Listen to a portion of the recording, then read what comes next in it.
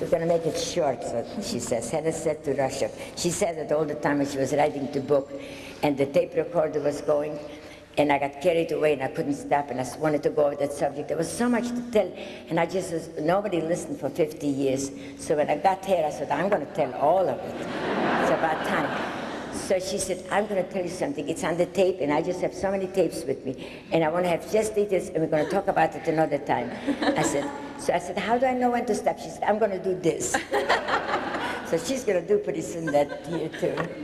I don't, and I don't want you to happen to what I read about President George Washington when he was only 15 years old. He made up 50 etiquette rules. And I want you to know that one of the etiquette rules was, don't ever fall asleep while listening to a speaker. Let's go to the next part. Yeah, after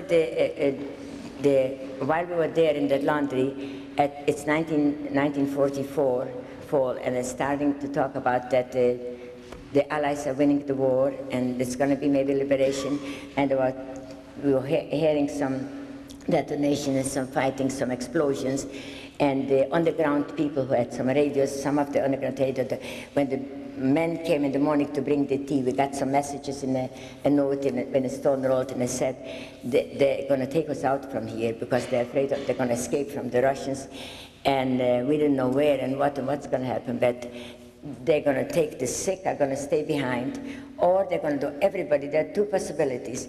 Either they're going to set a fire on four sides of the camp, and we're all going to get burned in the camp, and they're going to lock us in behind the gates, or they're going to drag us out from here with them. They're going to take us to Germany, and only the sick are going to stay behind.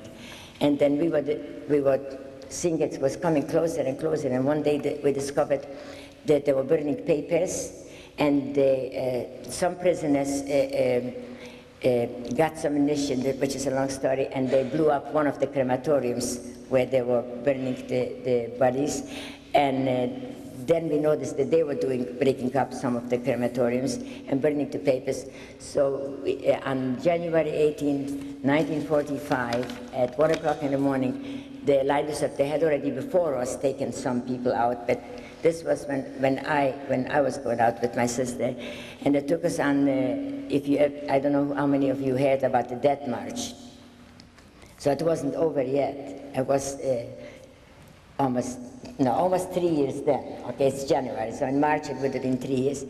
And so we had from the men's camp, they send over, somebody knew, they send over with a kettle in the morning instead of one kettle tea. One of the men risked his life and got a few pair of slacks and some shoes and a couple of loaves of bread to give us prepared, because he knew, the men knew more because they had radios and they had underground work, and they were more risking more their life for those things to find out, and they informed us about it, that they're going to take us out. And when we came out and started walking on the Death March, it was, I don't know exactly how many days, but the first maybe few steps when we came out of camp, we didn't notice. We just marched, and it was snowing. It's January 18 and it's 1 o'clock, and it was snowing, and even the clothes that we had and that little bread and everything we had with us, it was still a horrifying experience, because when we came about 2 miles farther, there were dead people that we had to step all over.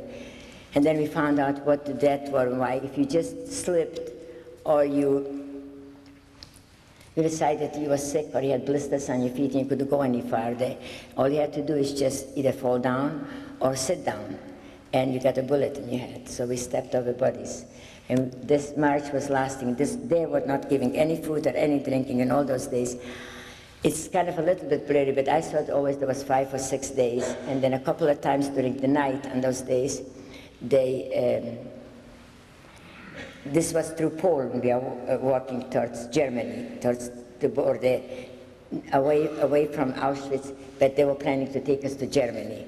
So they stopped sometimes at the Polish farmers in a barn, and they ordered the farmer to let us sleep on the straw for a couple hours. If they heard some shooting, they chased us out after an hour, so there wasn't much rest. And if they didn't that night, we could stay a couple of more hours there in that thing. And after that march, to make the long story short, Heather wants me to make it short now. I have a hard time stopping when I start talking about it because I want to tell you everything. I just want the world to know. And this was the purpose of the book, by the way, too. Then they put us, when we arrived finally there, they put us on open trains from, they were transporting coal, and there was still a layer of coal and black stuff on the thing, and they asked us to go in right in there and stay there in those trains. In the meantime, the Allies were bombing, and there were some bombs falling there, so they were hiding in the bunkers and left us on those outside, and it was snowing on us. And I don't know how long we were in the trains riding, but suddenly in the middle of nowhere, they stopped the train and said, out, jumped down and out, and then we walked maybe a mile or two in the deep snow again, in the middle of nowhere, it wasn't a train station. We walked to another camp, and it was Camp Ravensbrück, and we stayed there. They kept us there for about a week, and they came again with truck and picked us up to another camp. And the last one was, this is in Germany, the two camps, Ravensbrück, and the other one was Neustadt-Glewe in the province, it's Mecklenburg-Schwerin. Is that the province? I'm asking my husband, he's sitting right there. And he knows more about geography than I do.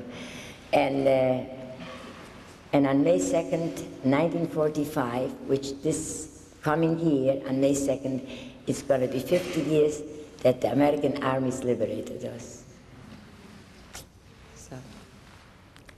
Does anybody have any questions for Rena?